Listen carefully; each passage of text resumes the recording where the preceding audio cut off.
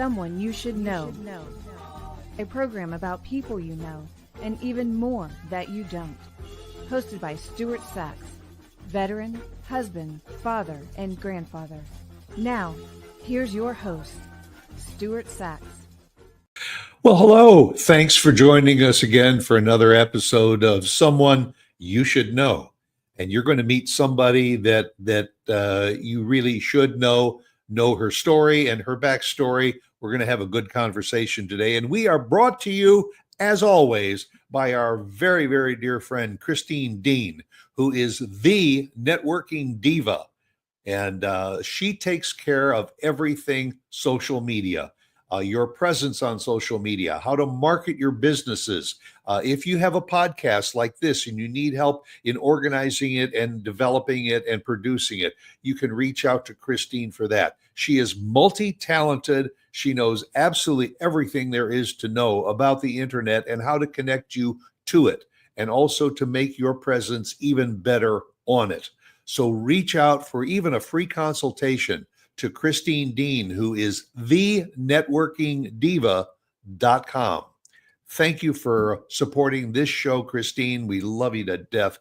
And well, today's conversation is going to be kind of a mixed bag, because you are going to meet an extremely vibrant young lady who has got just a terrific personality, but there is a dark side to her life. And we're going to be talking about both of that. And I bring that up at the beginning of the intro because oftentimes when people have gone through tough times in their life, it's very, very difficult for them to find that light at the end of the tunnel. And my guest, Lisa Gerardy, who has found that light at the end of the tunnel, is with us today. And I welcome Lisa Gerardy to Someone You Should Know. Hey, Lisa. Hey, Stu. Thanks for having me. I am absolutely thrilled to have you. When I connected with you through the podcast guest website and everything, I was kind of hurt by your story, because you have not lived the perfect life. You have gone through some trials and tribulations, but to see you and talk to you in person like this and realize that you have found a way to overcome that hurt. I mean, you can never get rid of it. You can't shut it out of your mind. It's part of your past, but you can turn the page and go to the next chapter. And you have found a way, and you've written your memoir about it. And also, we're going to talk a little bit about that, but I want the audience that's watching today and listening to understand where you came from. So let's go back to your childhood and share with everyone from the beginning, who Lisa Gerardy was when she was a child and what you had to endure. Okay. Well, my parents divorced when I was in utero. My father had been abusive and cheating, so I was raised just by my mom. She was not equipped for that at all. She probably needed medication, probably bipolar, I would say. So she made a lot of terrible decisions, and one of them was moving us both to Peoria, Illinois when I was 2, and that's where my teenage uncle sexually abused me for the first time. And unfortunately, a lot of people who are abused when they're younger, they have this great thing. They don't remember it. I remember everything. I don't know why, but I do. So and you were how old at this age? 2. You were how old? I was still 2. Yeah. 2 years old. Yeah. She was running away from her second husband that we don't talk about. Well, she's passed away now, so we don't talk anymore. But she never would admit to him. But yeah, we were running away from him. We lived in South Florida at the time. And some people watching and listening might say that's terrible, it's horrible and all, but 2 years old, that was it. I mean, you had a tough experience and all, and then life got much better. But in your case, it didn't necessarily get much better. No, not for a while. My mother, we moved back to Florida, and I think when I was 6, she started dating Rod, who she met, at the bank because he was a security guard. And my mother was cute, young, worked with at doctor's offices and lawyers' offices, but this is the person she chose. Not only was he a security guard, he was married, he was an alcoholic, and he was very abusive to her. He dislocated her jaw twice, and then when I got to be about age 11, he started touching me inappropriately. So he was in our life 7 years. So I have to assume that when he started touching you inappropriately at age 11, that brought back memories of age 2. Yeah, yeah. And was there a point at that time at a young age that, you said you knew that this was wrong, or because this had been more commonplace in your life that it was just something you had to live with and endure? A little of both. I knew it was wrong, but I felt powerless. When it first happened when I was 2, I attempted to tell my grandmother about it, and I remember standing in the kitchen with her and attempting to tell her, and she said, "We don't talk about things like that." So I just never said anything else until then, and then even when I told my mother about Rod, she took about a year to break up with him. So, in other words, your mother didn't see this as something that was terribly wrong. It was something that she kind of whitewashed. She did, he was helping her pay her bills, so I don't know how he was doing that with his own family and his security guard career, but, somehow he was helping her with bills, so that was important. So, you're 11 years old now. Is that the end of the abuse stories? My mother would hit me. My mother, always very volatile, easily angered. Even when I was younger, though, I was afraid of her, but I think this is what saved me per se from becoming her. I found her ridiculous. When she was throwing knickknacks and screaming and yelling, I was there going, Why? Why is she doing this? This isn't doing anything."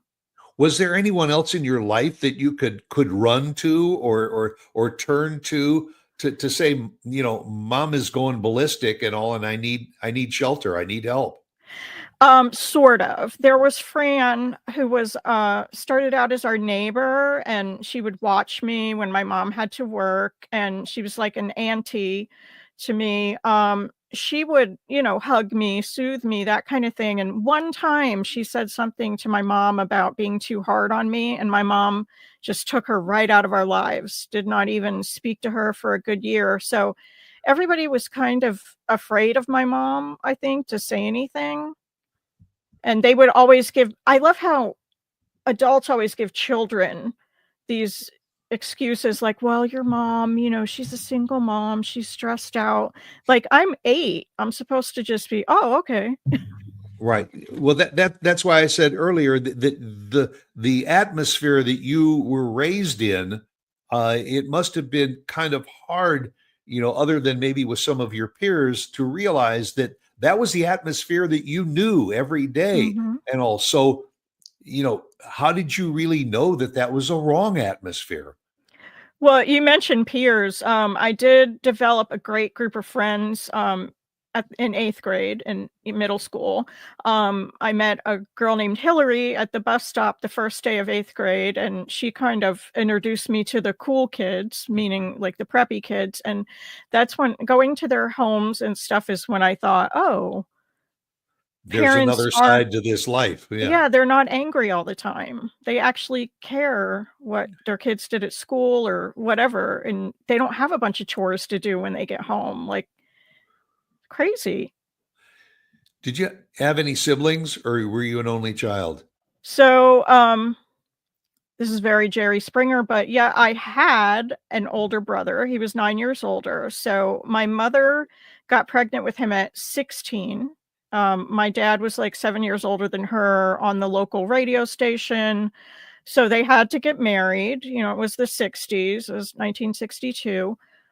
So my older brother, Tony, apparently I lived with him for a little bit off and on when I was a toddler. I don't remember living with him. I remember him visiting, but my mother actually gave up custody of him to my father.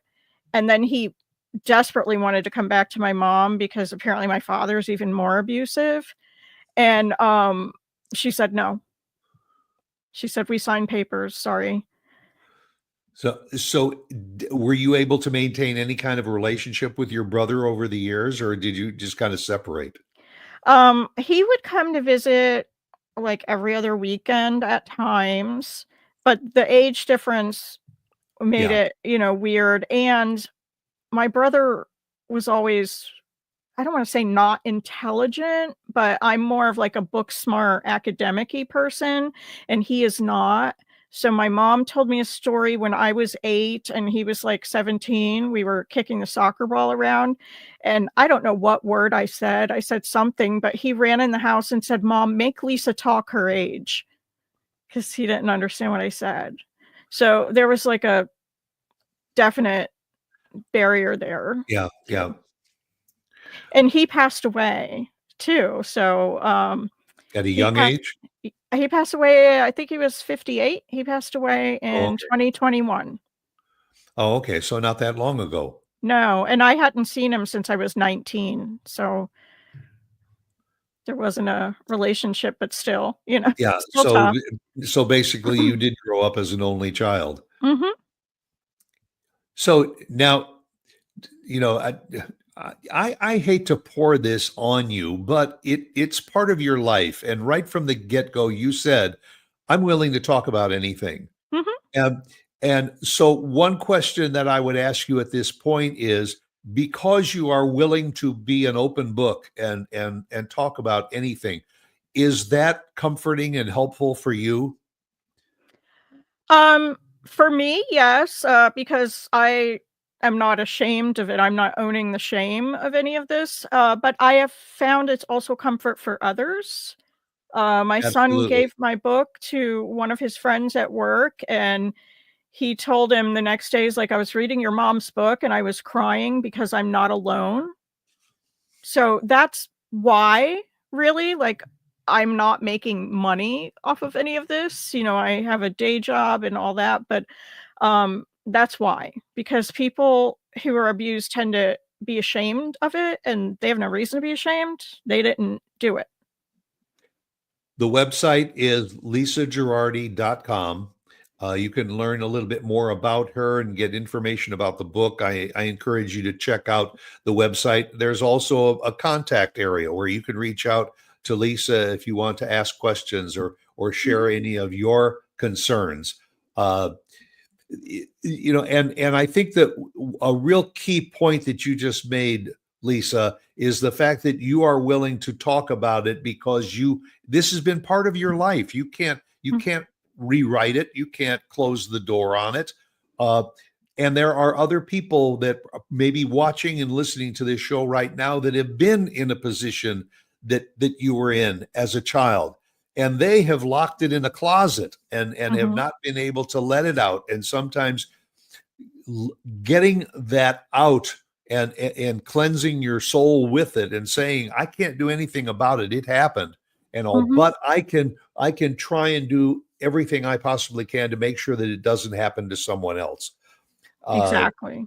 I think that that's why I applaud you so much, because you are willing to tell your story now, and you are willing to share it in your book called uh, the name of the book is Chasing Normal. Mhm, And I'm fascinated to get my hands on the book. I want to read it. Uh, but you are trying to do something very, very positive with a negative part of your life. And mhm, I think that that is important to share with the people that are watching and listening, because it's real, folks. It happens. It's not something that's just in a Hollywood script. This happens to real people all the time. And for them to be able to share their stories publicly and all, I think is helpful for them, and it also helpful for the people that they're reaching out. Uh, you know, why or when did you decide, I've got to put this not only into words, but on paper and write this book? Um, 10 years ago. So over 10 years, 11 years ago, 2014, I started writing it at my dining room table, and I would go back and forth and, "Oh, should I write this? Should I not?" And then in January of 2019, my mother passed away, and I just felt like, "Well, I can finally write it," because my mother was a gaslighter.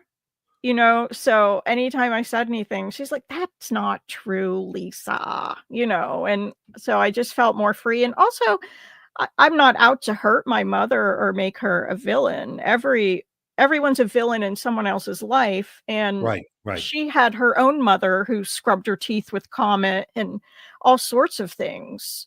So if anyone's ever read A Child Called It, my mother was it. My grandmother zeroed in on her and did horrible things to her.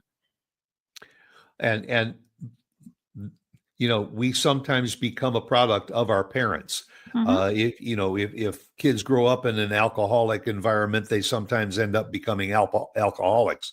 And if they are in a bullying situation, they grow up to be bullies. mhm. And this happens time and time and time again. So when somebody comes along and said, I was raised in this environment, but I'm going to do everything I possibly can to make sure that nobody else does that. Uh, then that makes you a hero. Aw, I don't know about that. Well, it may be hard for you to understand that, Lisa, and Mhm, all, but from somebody on the outside looking in, who I have just been surrounded by it in my life, of people that I have known in this situation. When there is somebody out there that is willing to open up and say, "Look, it happened to me, and I will answer your questions," so that mhm, you can feel better about the fact that yes, it happened to you, but you don't have to let it fester inside your soul forever. Uh, that person, I think, becomes a hero because they have allowed somebody else to open it up. I'm a veteran, and being a veteran, I can't tell you how many stories I have shared with other veterans that have gone into deep depression because of mhm, situations that they've had during combat, and they live with it the rest of their lives, or they take mhm, their lives because of it. mhm, And I am sure that there are statistics that people that have grown up in a lifestyle that you had as a child sometimes don't make it to adulthood because they can't live with it. mhm. Uh, but you have been able to find, as I said at the beginning of the show, you have been able to find that light at the end of a dark tunnel, and I applaud you for that.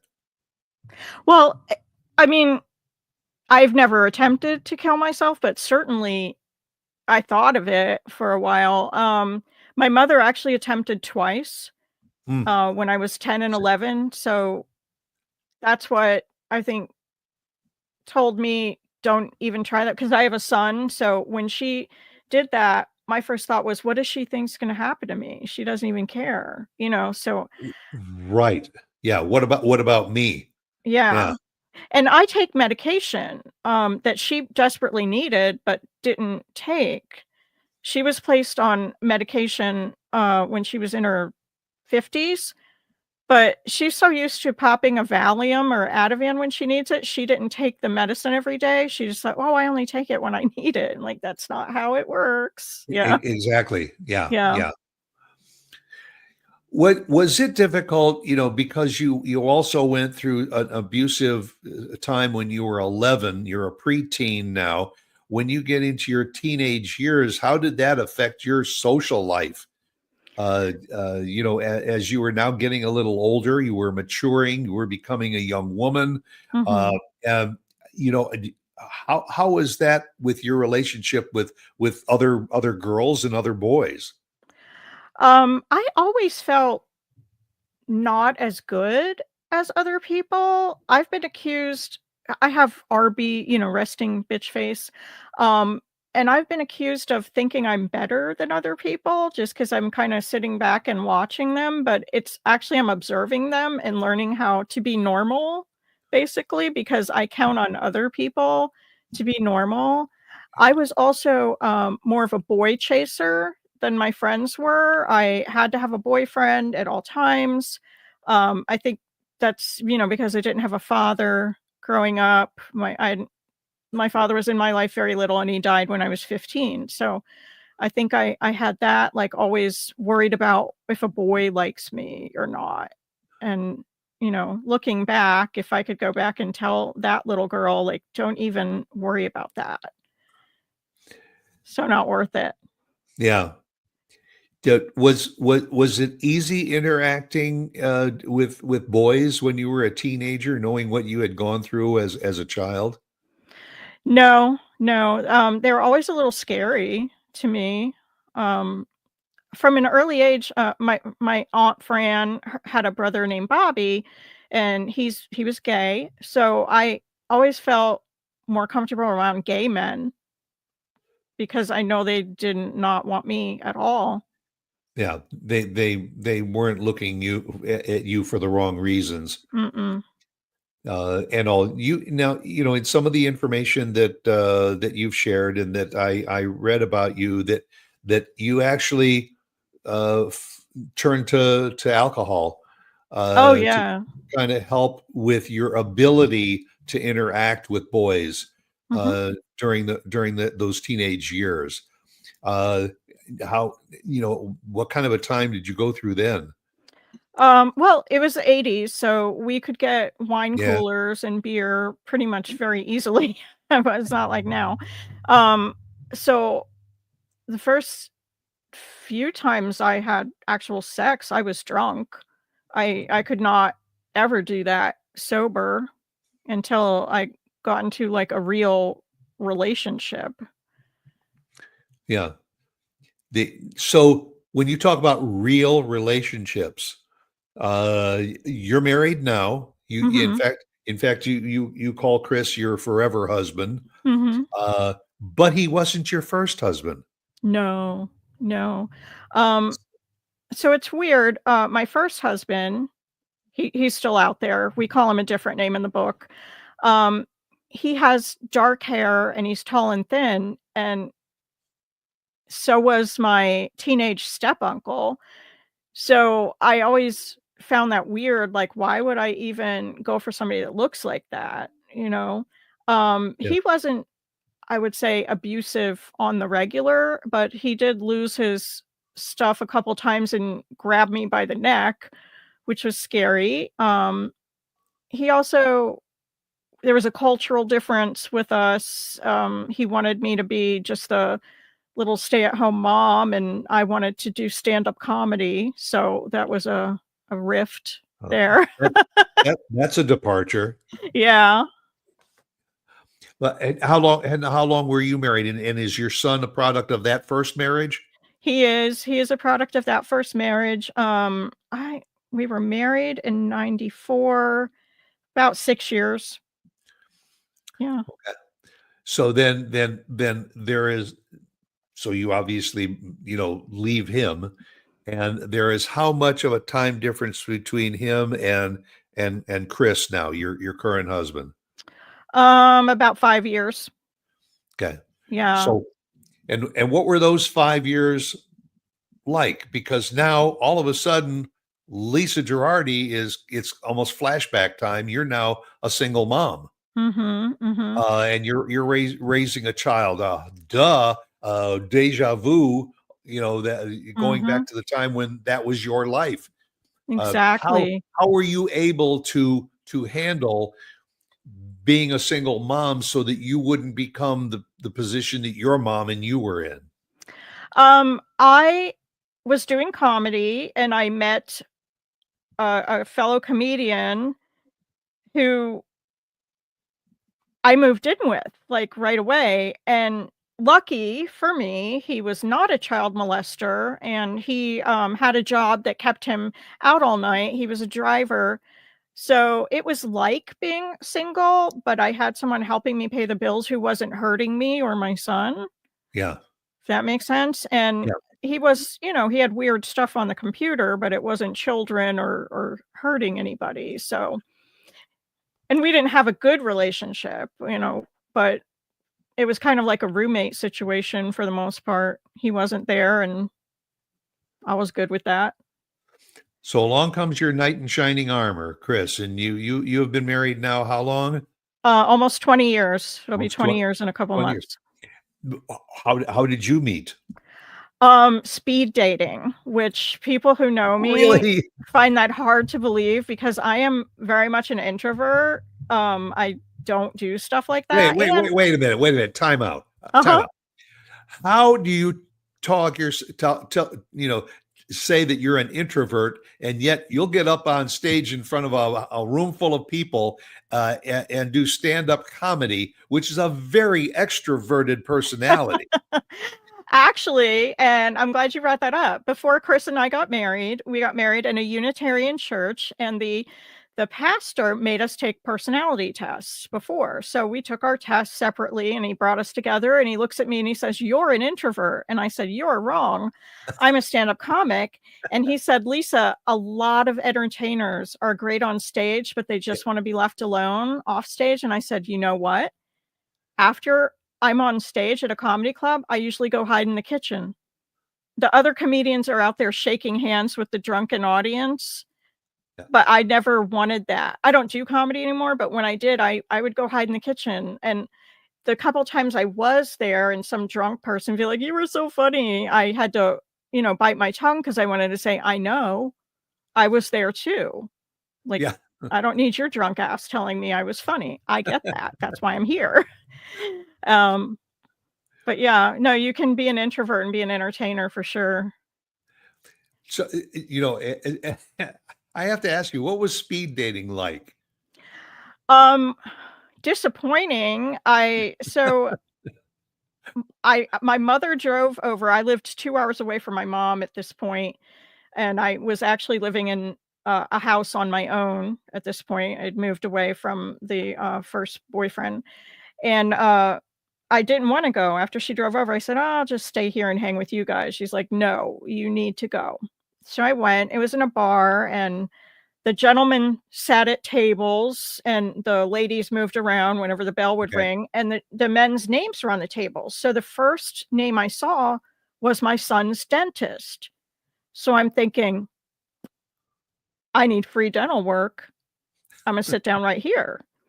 But he was so boring. He was just so boring, and he kept looking at me like he recognized me, but I didn't offer up any information on that. I was just like, "Oh, yeah, okay." And I moved around to different tables and, I'm not tall, thin, and blonde with big boobs, so a couple of the guys just were looking over my head at the TV watching sports, so I got to Chris's table, and he was there with a coworker, someone who reported to him actually, and I sat with that person first, and that guy was dumb because he just sat there and said, "Oh, Chris is my boss. Chris is this, Chris is that." I'm like, "What are you doing, dude?" So then I sat with Chris, and we discovered in that short period of time that the Montessori school that I was a teacher at, one of my students, that student's mother worked with Chris. So we made that connection there. And then after I left Chris's table, I had a break and I went in to go to the bathroom, but it was disgusting. So I just walked out. I left speed dating before it was done and I went home. And then so I thought, if anybody was interested, that the speed dating coordinator would give them my number, but that is not the case. So that was July. When school starts, like mid-August, Donnie's mom, Sherry, who worked with Chris, walks in the classroom and she said, "Chris Gerardy wants to see you again." And I said, "Oh, I'm dating someone." I was dating an alcoholic real estate agent who never sold a house. Yeah, Oh, so and she said, "Well, can't you date both of them?" I'm like, "No, I'm not that coordinated." So, I got done with that relationship and Sherry just kept on. This is all Sherry. And yay, Sherry. right? She was in our wedding too. she said, "Well, can he call you?" And I said, "Oh, I hate the phone, Sherry. Just have him email me." So we started emailing, and then we started talking. We went out on our first date, Martin Luther King Day of 2005, bought the house I was renting together on Derby Day 2005. So what's that, April? And then Yeah. got married October 2005, and I was not pregnant, and we're still together. So it sounded like this was gonna be a train wreck, right? We're buying a Right. house, we're Right. no, no, we're And, still you know, together. it was did you kind of think, well, wait a minute, this is not my MO. This is not right for me. I'm destined to go this other route. And why is Mhm. everything going so well? I had a talk with myself, one morning after I had broken up with the alcoholic, um, and I said to myself, you don't have to date people that need to be fixed." And I don't mean neutered, I mean, like, Right. that have some issue. You don't need to date someone who is a if only, right? So, like, my first husband, if only he had feelings and, Right. wasn't a chauvinist. Yeah. The alcoholic, if only he would quit drinking. And you also don't have to stay with somebody just because they're providing you with a roof over your head and putting food on the Mhm, table. Just to, you feel that comfort level, and I can take the abuse because mhm. I'm comfortable. Right, right. Yeah, no, definitely Yeah, not. but but it was a long time coming, Lisa. Oh, It it yeah, it it took a it, long time. it was, and so was that kind of the reason that you said chasing, chasing normal, that Mhm, it's in here, and it's in here, and I've got to get it out for my own self cleansing, as well as to help other people. mhm. And to raise my son, I, definitely did not want to hurt him the way I was hurt. Was that difficult to do? Was it difficult for you to raise your son knowing the way you were raised, and Mhm. not wanting to fall into that trap? And how did you do with your son? How do So, you feel you've done? I'm actually writing a second memoir. It'll be out probably Mother's Day, but of how you parent when you don't have an example, right? So I did have Fran as a good example. She's where I get my baking cookies and being nice mom side, but I did mess up. I did. I yelled and screamed. I hit him when he was younger. I did those things. Because that's the atmosphere you were raised in. Mhm. Mhm. I also probably scared him. I questioned him all the time when he was away from me. Did anybody touch you inappropriately? Did anybody I still he's 28. I'll still ask him occasionally because as he has said himself, "Mom, I wouldn't tell you anyway because you'd kill them and then you'd be in jail." So, um, yeah, That Yeah. books. I read parenting books. Um, there's one when he was a teenager that was really good. Yes, Your Teen is Crazy. That helped a lot. Really? Yeah, because people, react too much to teenagers, like, getting angry, but really, you just have to it's called being a dispassionate cop. Just be like, "Well, I'm sorry that you chose to do that, and now you don't have your phone and you're grounded." You know? So what is Lisa Gerardy doing, today? What is your career today? And even though you say you're not doing stand-up comedy, just in our conversation, you still have a very, very bright personality, and an upbeat outlook, and I think that's very, very commendable. Yeah, I'm always making people laugh. That's a What am good I thing. Yeah, oh, I that's my goal every day, Yeah. actually. So I have been an English professor. I have a hard time calling myself a professor. I don't have a PhD. I only have a master's degree, but since 2004. So I have worked online since then. So I teach college writing, nothing exciting, for 2 different universities, University of Maryland and Franklin University, which is in Ohio. So that's my day job. I teach Okay. college students online. Um, and then I'm also, working on a book, doing interviews like this, trying to figure out how to do an audiobook, that kind of thing.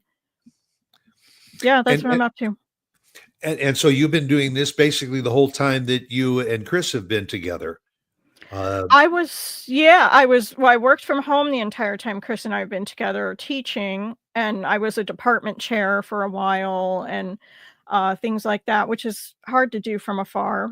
But Yeah. I've been working on writing things.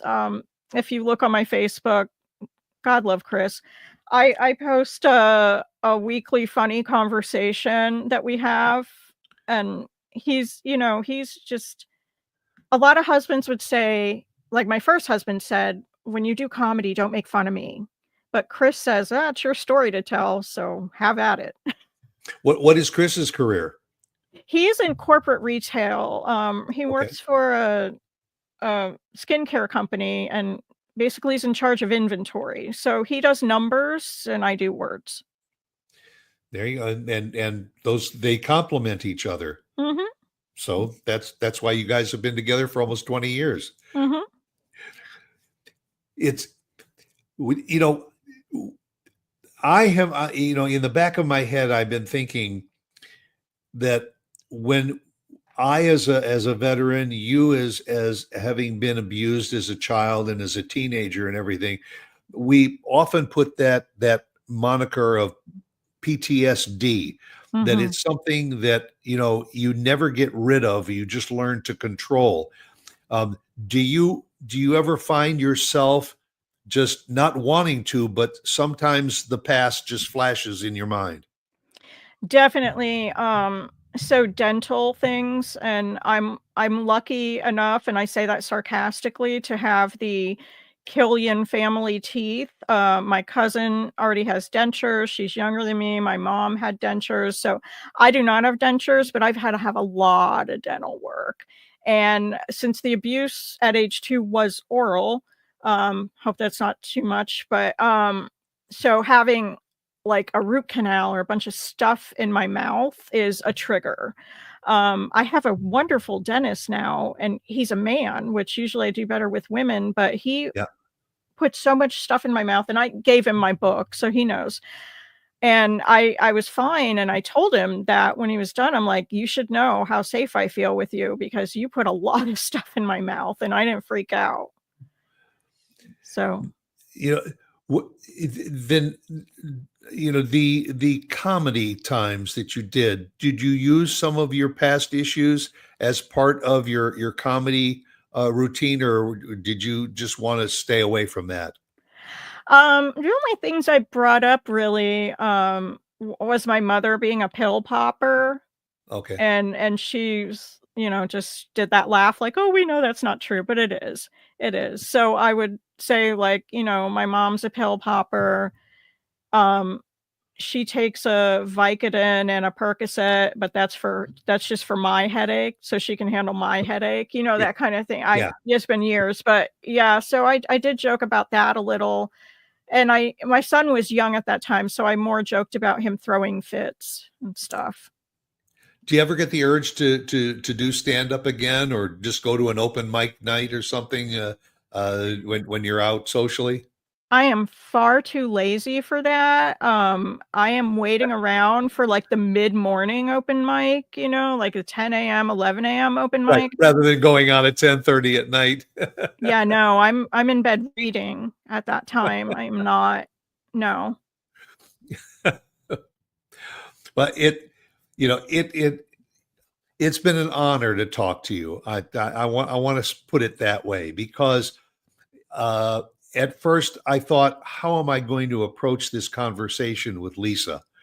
But you were true to your word. You said, I'm an open book. I will talk about it, and all. And I hope that those of you that are watching and listening that either have endured some of the things that Lisa has, or you have a family member or just a friend that has done that you can share this program with them and let them know that there is, life after this kind of life.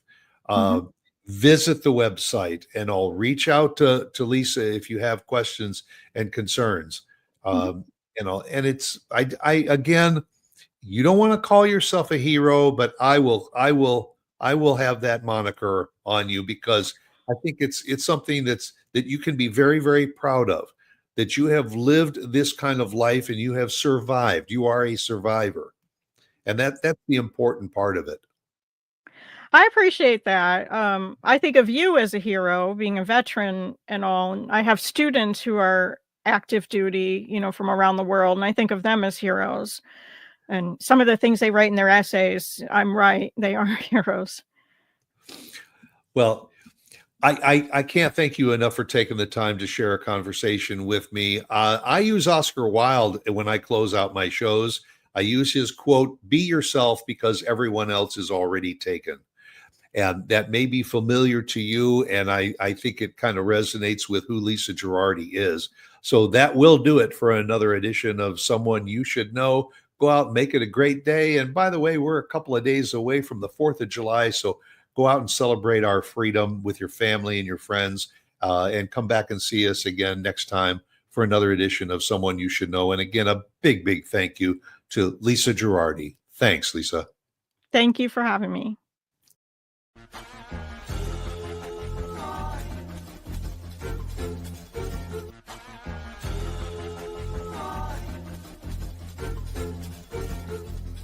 Someone You Should Know.